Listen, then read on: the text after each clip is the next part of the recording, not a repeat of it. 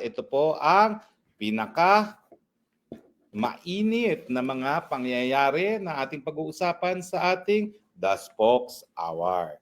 Now, ano ba hong mainit ngayon? Abay, napabalita na 4 ng West ng ICC ang napasama sa freeze order ng ating bansang Amerika sang-ayon nga doon sa executive order ni President Trump na nagsasabi na lahat ng tao na makikipagtulungan kasama na lahat ng opisyales ng ICC na nakipagtulungan laban sa mga kaalyado ng Amerika gaya ng Israel at syempre kasama na rin ng Pilipinas ay magkakaroon ng freeze sa lahat ng kanilang ari-arian bukod pa dun sa hindi sila po pwedeng makapasok ng Amerika.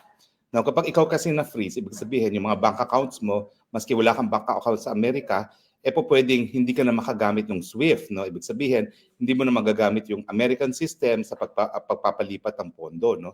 Ipit ka pa rin kasi lalo na kung ikaw ay empleyado ng ICC, dumadaan yan sa SWIFT, no, sa ayaw at sa gusto mo kasi nga yung mga contribution ng mga member countries ay dumadaan sa pamamagitan ng SWIFT, no.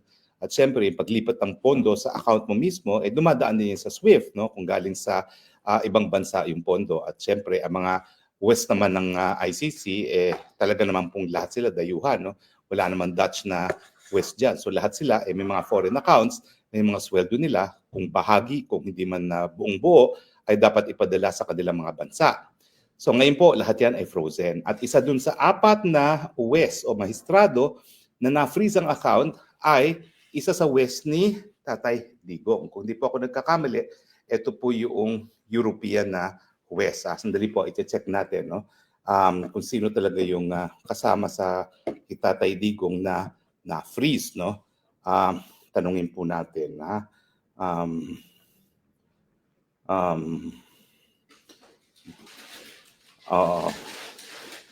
Ayan. Tanungin po natin kung sino, ha. Sorry, ha, dapat tinanong ko nito kanina pa pero nakalimutan ko pong tanungin, no. But anyway, ang ating pag-uusapan po mukhang nag-backfire itong plano, hindi po mukha. Sigurado ako na nag-backfire itong ginawa ni Marcos Jr. na ipakidnap si Tatay Digong at ipadala dyan sa ICC. Bakit ko naman nasabi yun? Okay? Well, unang-una po kasi, ang nangyari dito ay, ito po, ang ano pala, ang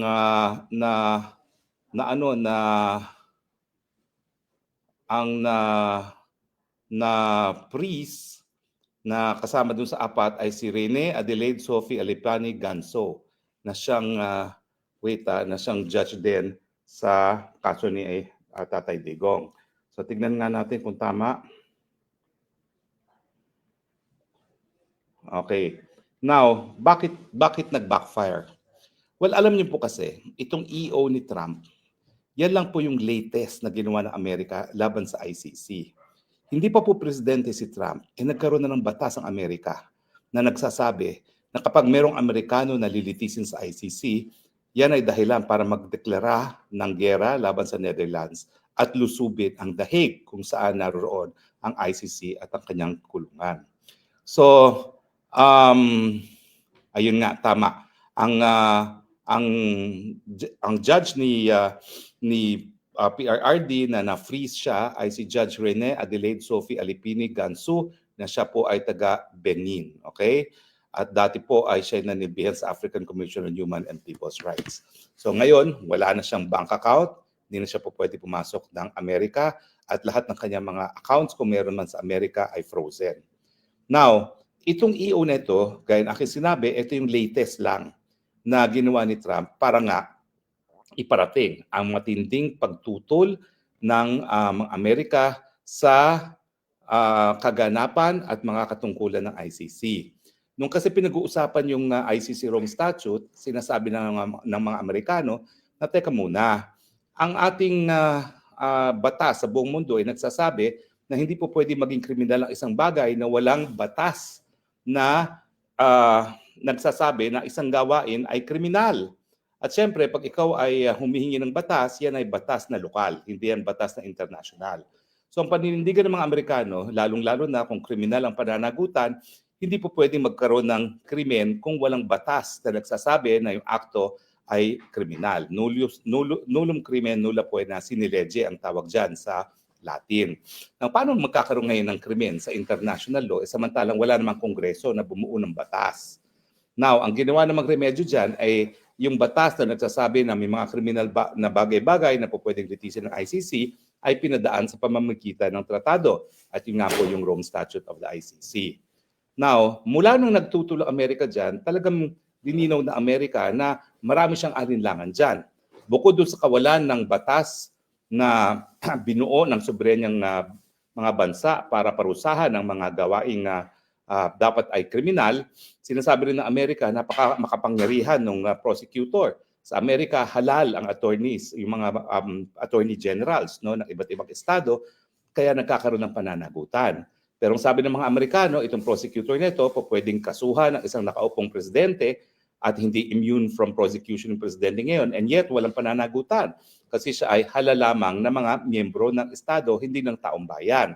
So kaya nga binuo nila yung pre-trial chamber para makonvince yung mga Amerikano na lahat naman ang gagawin ng pre-trial chamber, kailangan ng prosecutor ay kailangan bigyan ng basbas ng pre-trial chamber. Pero hindi pa rin satisfied ang mga Amerikano dyan dahil alam nila na sila lang ang bansa na mayroong mga sundalo sa lahat ng parte ng daigdig na mayroong kaguluhan, and chances are ang malilitis ng ICC ay yung kanilang kasundaluhan. Kaya nga bumuo sila ng batas na nagsasabi na kapag mayroong Amerikanong linitis ang ICC, sa panadahilan yan para lusubin ng mga Amerikano ang ICC. Yan po yung konteksto kung bakit naman itong si Marcos Jr. ay nagdesisyon pa na ipadala sa ICC si Tatay Digong. Hindi ba niya naisip na kung mga Amerikano at hindi lang si Trump ay merong batas na nagsasabi na dahilan para lusubin ang dahig kapag merong Amerikanong nalitis dyan sa ICC na yan, hindi ba niya naintindihan na kapag siya gumawa ng kahit anong bagay para itaguyod ang gawain ng ICC, yan ay makukonsiderang banta sa seguridad ng mga Amerikano. Kasi kapag ikaw ay nakipagtulungan sa ICC, ibig sabihin yan, ini-endorso mo yung gawain ng ICC at in other words, kinukontra mo yung sinasabi ng mga Amerikano na illegal yung gawain ng ICC. Ito'y labag sa soberenya at labag sa karapatang pantao dahil wala naman lokal na batas na nagpaparusa doon sa mga krimen na linilitis ng ICC. So akala siguro ni Marcos Jr., palibasa, hindi naman involved ang Amerika sa pagkikidnap kay Tatay Digong at pagpapadala sa ICC, hindi makakaapekto dun sa kanyang sipsep kay Trump yung gawain niyang pangingidnap kay Tatay Digong dito nga sa ICC sa dahig. Dapat naisip niya na kung ang mga Amerikano at hindi lang si Trump ay magkakaroon ng batas na lulusubin ang dahig kapag merong Amerikanong linitis, siguro naman dapat naisip niya na kapag siya nakipagtulungan sa ICC, hindi rin siya makakasipsip kay Trump. At ngayon, yan ang nangyayari. Kahit anong higop sa puwet ni Trump, ng ating ambassador na si Babes Romualdez sa Amerika, na makipagkita sana si President Trump kay Junior sa Pilipinas o di naman kaya sa Amerika, hindi nagtagumpay. Kanina lang, narinig ko yung broadcast ni Maharlika. Alam niyo naman si Maharlika, maraming puting ahas yan. Hindi nagkakamali yan. Abay, nagwawala na naman ang Lisa Marcos dahil hindi nga nakakuha ng appointment. Paano ka makakakuha ng appointment? Siguro, meron kang sinisinghut nung nagdesisyon ka na ipakidnap na hindi mo nalaman na kapag ang Amerika may batas na lulusubin ang kahit sino makipagtulungan sa ICC, lulusubin ang dahig kapag naglitis ang ICC ng kahit sinong Amerikano, siguro dapat naisip niya kung ikay nasa tamang pag-iisip na kapag ikaw ay gumawa ng kahit anong bagay na magbibigay lehitimo sa mga aksyon ng ICC gaya ng pangingidnap at pagpapadala kay Presidente Duterte sa ICC para litisin, bad shot ka sa Amerika. Lisa ha, hindi lang ikaw ang pwedeng mag-bad shot. Kung si BP Sara ay bad shot sa iyo yan, bad shot ka naman at asawa mo kay President Trump. Dahil ikaw, binigyan mo ng lehitimo ang mga gawain ng ICC. Yan ang instance na dapat kasi bago gumalaw, maski na sa mga kalaban, isipin kung ito'y makakabuti o makakasama sa iyo rin. Kahit anong higop mo ngayon sa puwet ng kani-kaninong puwet, hindi magpapakita sa iyo si Trump dahil nasa kasagsagan nga tayo ngayon ng kasaysayan ng Amerika na talagang gusto na niyang mabuwag ang ICC. At yung ginawa mo, binigyan mo ng lehitimo. Bakit? Kasi kung wala yung kaso ni Trump, talaga naman pinag-uusapan na ang pagbubuwag sa ICC.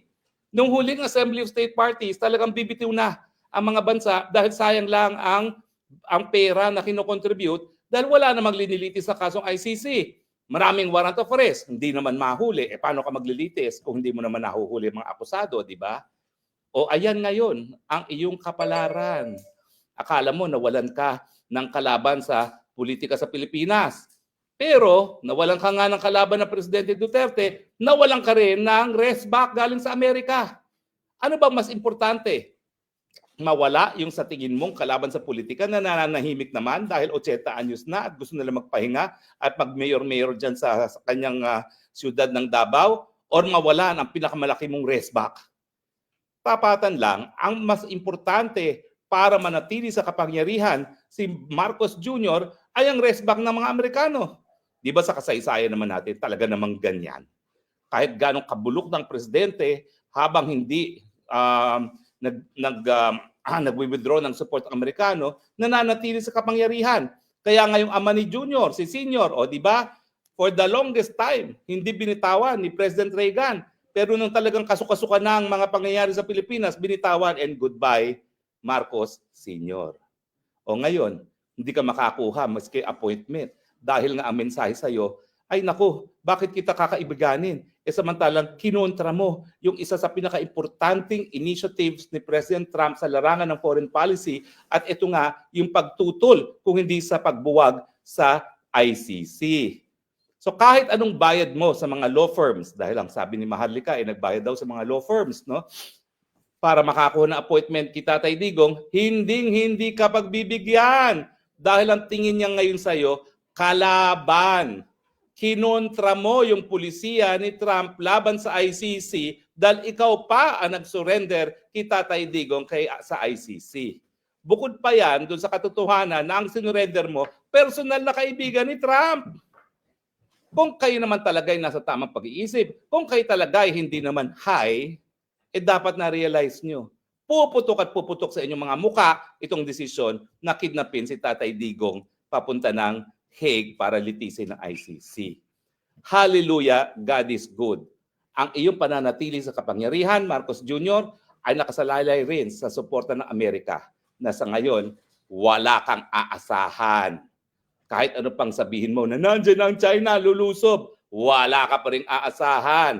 Dahil nga sa Ukraine, lalo pang nagalit si Trump nung binomba ng Ukraine, yung mga eroplano ng Russia.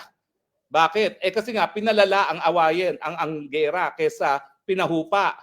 So wag kang umasa na trigger happy itong si Trump. Hindi. Pagod na si Trump pagbayad ng gera ng ibang tao. Kaya nga itong darating na NATO summit dito sa Dahig, pababayarin niya ang mga Europeans. 5% of your GDP dapat ilaan sa defense.